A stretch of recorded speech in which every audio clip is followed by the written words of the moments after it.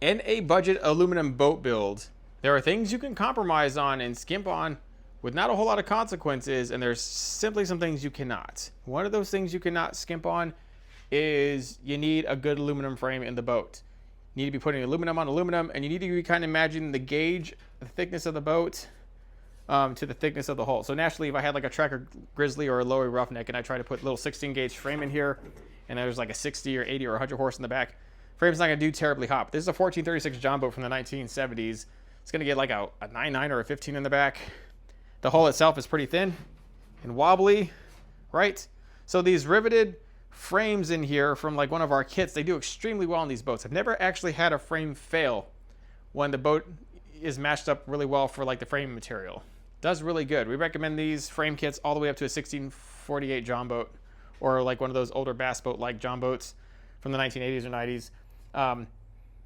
You can rivet in here, make really strong joints. These joints will never break apart, unlike wood frames where it's impossible to join it like this, like bond it like that. You can actually bond aluminum to aluminum with rivets and have really, really good results, especially with stuff flexing. So, you know, if you get into a bigger hull and you're starting to have to use 1/8 inch framing, then obviously rivets don't do too hot.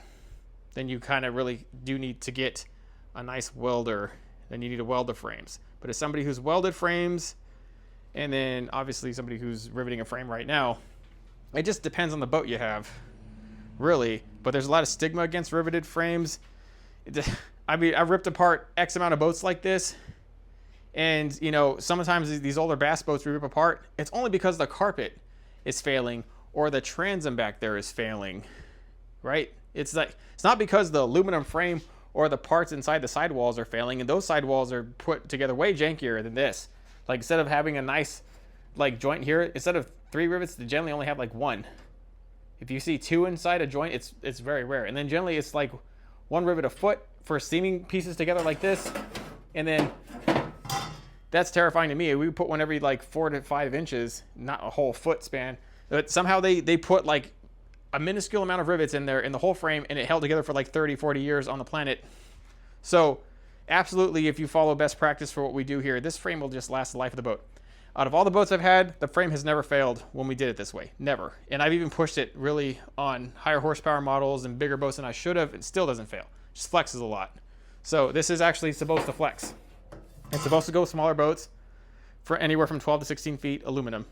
Check them out. TB Nation, build from scratch kits, and we even have specific kits for V-hulls, 1648 John boats, and 1436 John boats like this. TBNation.net, guys. Thank you.